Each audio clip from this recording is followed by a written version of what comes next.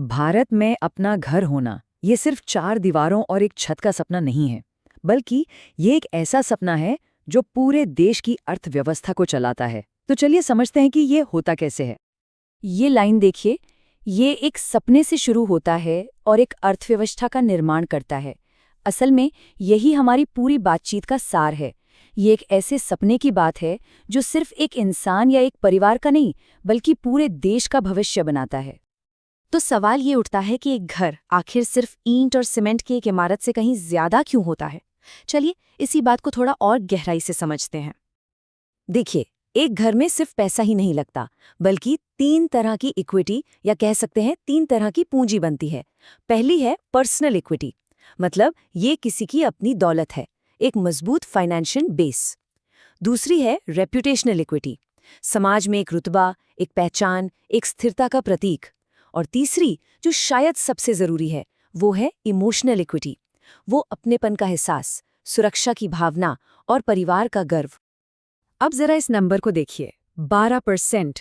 जी हाँ, 12%। भारत की जीडीपी में हाउसिंग सेक्टर का इतना बड़ा योगदान, ये कोई मामूली आंकड़ा नहीं है। ये दिखाता है कि ये सेक्टर हमारी इकोनॉमी के लिए कितना कितना ज्यादा जरूरी है। और मजे की बात ये है कि ये जो 12% है ना, ये सिर्फ घर बनाने तक ही नहीं रुका है। इसका असर सोचिए 300 से भी ज्यादा दूसरी इंडस्ट्रीज पर पड़ता है। सीमेंट, स्टील, पेंट से लेकर घर के फर्नीचर और सजावट के सामान तक। मतलब एक घर बनता है तो पूरा बाजार दौड़ने लगता है। तो चलिए अब आगे बढ़ते हैं और देखते हैं कि आखिर देश भर में घरों की ये जो जबरदस्त डिमांड है, इसके पीछे कौन सी वजहें काम कर रही हैं। तो सवाल है, ये डिमांड आ कहाँ से रही है? देखिए, इसके पीछे कई कारण हैं। एक तो हमारी आबादी लगातार बढ़ रही है, फिर बड़े जॉइंट परिवारों की जगह अब छोटे न्यूक्लियर परिवार ले रहे हैं। लोग काम और एक बेहतर जिंदगी की तलाश में गांव से शहरों की तरफ आ रहे हैं। और हाँ, सबसे जरूरी, जैसे जैसे लोगों की इनकम बढ़ रही है, उनके सपने और उनकी उम्मीदें भी बड़ी हो रही हैं। लेकिन इन सारी वजहों में से एक चीज ऐसी है जो सबसे बड़ा इंजन है, और वो है भारत का लगातार बढ़ता हुआ हमारा मिडिल क्लास। और ये आंकड़े ये इस बदलाव की पूरी कहानी बयां करते हैं। जरा सोचकर देखिए, 2021 में देश की लगभग 31% आबादी मिडिल क्लास में थी। अनुमान ये है कि 2047 तक ये आंकड़ा लगभग डबल होकर 60% तक पहुंच जाएगा। मतलब साफ है, देश की आधी से ज्यादा आबादी मिडिल क्लास होगी, और जाहिर है उनमें से हर किसी का एक सपना होगा, अपना घर। अब इतनी बड़ी और इतनी अलग अलग तरह की डिमांड को पूरा करने के लिए जो हमारे बैंक हैं और जो फाइनेंस कंपनियां हैं, उन्हें एक स्मार्ट स्ट्रैटेजी की जरूरत पड़ेगी। सीधी सी बात है, एक ही फॉर्मूला सबके लिए काम नहीं कर सकता। और बस यहीं पे काम आता है कस्टमर सेगमेंटेशन का कॉन्सेप्ट।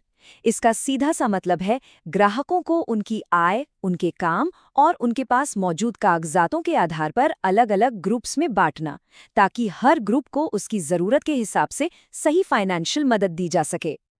मोटे तौर पर देखें तो घर खरीदने वालों को हम तीन बड़े ग्रुप्स में बांट सकते हैं: इनफॉर्मल, सेमी फॉर्मल और फॉर्मल। और इन तीनों की आय, इनके पास मौजूद डॉक्यूमेंट्स और लोन मिलने की संभावना में जमीन आसमान का फर्क होता है।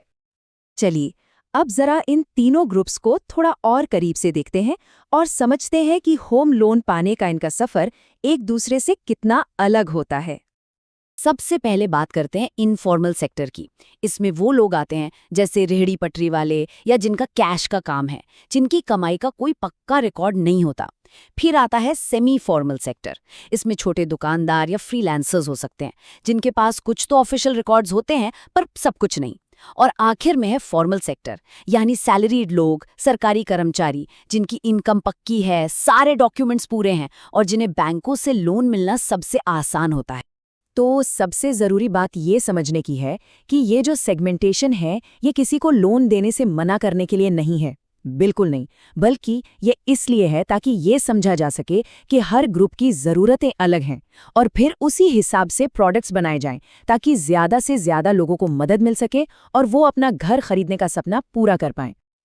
तो अब जब करोड़ों और लोग अपने घर का सपना देख रहे हैं, तो सबसे बड़ा सवाल ये है कि उनके इस सपने को हकीकत में बदलने के लिए फाइनेंस के क्षेत्र में अगला बड़ा इनोवेशन क्या होगा। ये एक बहुत बड़ा सवाल है और ये हमें सोचने पर मजबूर करता है कि भारत में हाउसिंग फाइनेंस का भविष्य कैसा होना चाहिए ताकि हर किसी का सपना पूरा हो सके। इसी सवाल के साथ आज की ये चर्चा यहीं समाप्त करते हैं।